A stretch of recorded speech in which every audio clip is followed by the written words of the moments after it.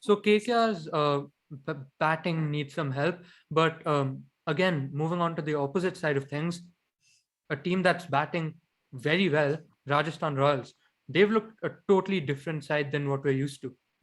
Rajasthan Yeah, Royals had the best auction out of all the teams.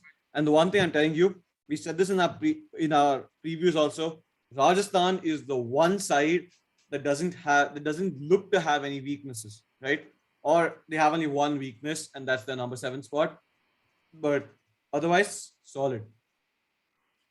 yeah. I mean, I feel like now they look even better than they did after the auction, because, like, after the auction, I still wasn't too sure about the uh, like Shimron Hetmeyer. I wasn't sure if he would play well because he's sort of iffy in India. Sometimes he has good knocks, sometimes he doesn't. But so far he's played pretty well. He's played that role quite well. So I think you're right. So far we haven't seen any like chinks in their armor, and I think they're probably the only team I'm confident of reaching the top four at the moment, because they look incredible.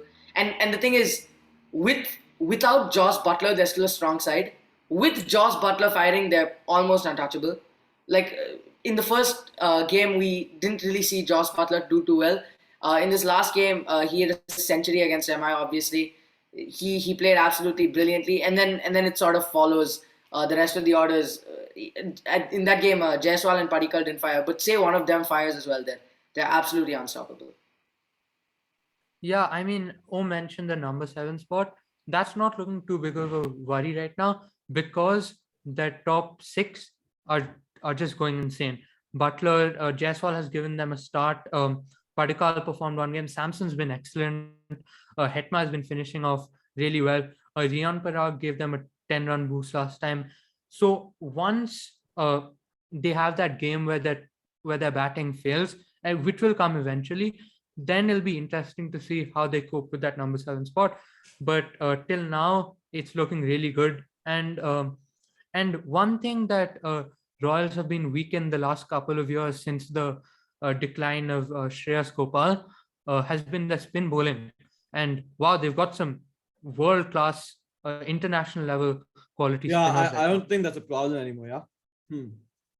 The- If, if you get Yuzvendra Chahal and Ravichandran Ashwin to replace Krishnappa Gautam and Shreyas Gopal, you're like you'll be dancing on the moon over there, right?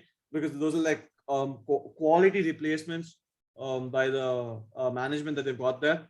And the one concern that everyone had, Devdutt Padikkal, he played really well against SRH, and we keep on saying SRH is a bad side.